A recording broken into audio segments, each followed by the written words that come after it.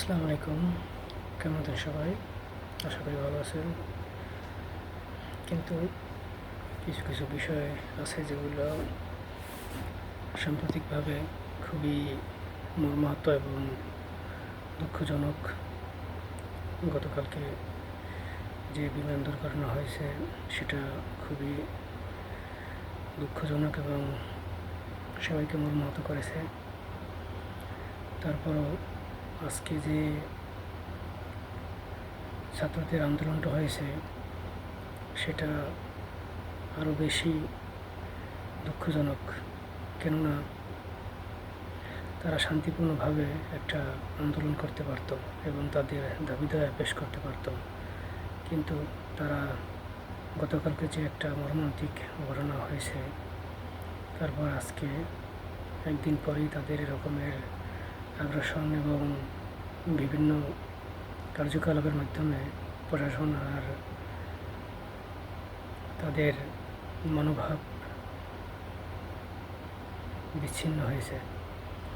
এটা খুবই জনমনে ব্যথিত করেছে। কেননা এই আওয়ামী সরকার যাওয়ার পরে যে সকল আন্দোলন হয়েছে এবং সমাবেশ হয়েছে তা নজিরবিহীন, এবং আওয়ামী নিষিদ্ধ সংগঠনও কিছুদিন যাবৎ তাদের যে আগ্রাসন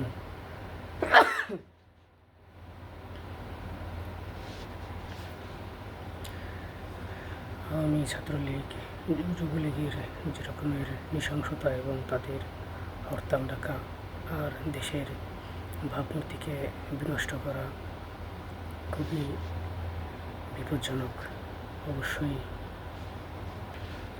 প্রশাসন এবং সরকারকে অত্যন্ত সজাগ থাকতে হবে, জাগ্রত থাকতে হবে, যাতে করে যারা দেশে বিশৃঙ্খলা এবং এই সরকারকে বিনষ্ট করতে চাইতেছে এবং আগামী যে নির্বাচন সেটাকে বিনষ্ট করার জন্য পায়তারা করতেছে, সেটার বিষয়ে অবশ্যই সর্বদা রুখে দাঁড়াতে হবে। এবং যারা আন্দোলন করে, বিশেষ করে আওয়ামী ছাত্রলীগ যুবলীগ নিষিদ্ধ সংগঠন বাদে তাদেরকে আন্দোলনটা অত্যন্ত সুন্দর এবং তাৎপর্যপূর্ণভাবে করা উচিত। যে কোনো দাবি দেওয়া তাদেরকে সুশৃঙ্খলভাবে পেশ করা উচিত।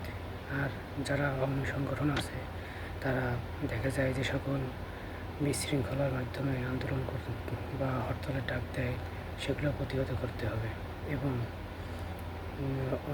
যে সকল দল বিভিন্নভাবে সমাবেশ করে তাদের এক দল আর এক দলকে বিভিন্নভাবে কটূক্তি এবং বিভিন্ন রকমের প্রতিহিংসা, বিদ্বেষ, অহংকার এবং মিথ্যা অপবাদ দেয়, সেগুলো বিষয়ে সজাগ থাকতে হবে। কেননা এই রকমের প্রতিহিংসার রাজনীতি চলতে থাকলে একসময় গৃহযুদ্ধ এবং তাদের মধ্যে নেগেটিভ চিন্তাধারার মাধ্যমে এবং দেশের ভাবমূর্তি তথা সরকারিভাবে প্রশাসনিক এবং দলে দলে এরকমের বিভিন্ন রকমের সমস্যার মাধ্যমে নৃশংসতার পরিচয় হতে পারে। তাই অত্যন্ত সুগঠন এবং সুব্যবস্থাপনার মাধ্যমে দেশকে এগিয়ে নিয়ে যেতে হবে এবং জনগণের মতামতকে প্রাধান্য দিতে হবে।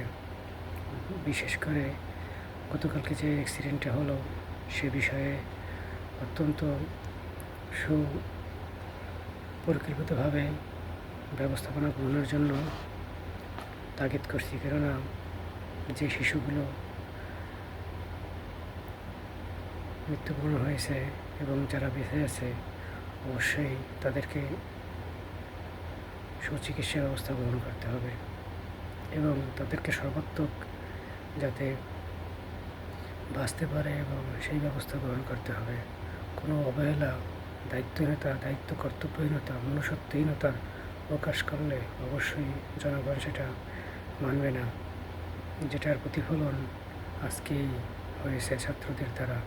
কিন্তু বর্তমান বাংলাদেশের প্রেক্ষাপটে এরকমের বিশৃঙ্খলাপূর্ণ আন্দোলনের মাধ্যমে বিভিন্ন রকমের সমস্যার জর্জরিত হচ্ছে এবং বিগত দিনের যারা নৃশংসতা এবং বিভিন্ন রকম অপকর্ম চালিয়েছে এবং সরকার নিষিদ্ধ হওয়ার পরও তারা এখন বর্তমানে এই সরকারকে বিনষ্ট করার জন্য দেশের ভাবমূর্তি এবং জনগণকে ক্ষিপ্ত করার জন্য সরকারের উপর এরকমের কার্য পরিচালনা করতেছে।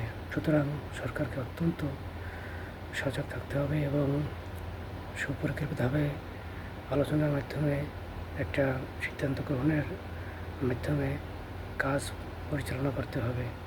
তা না হলে অবশ্যই বিভিন্ন রকমের সমস্যার সম্মুখীন হতে হবে, যেটা কারোর কাম্য নয়।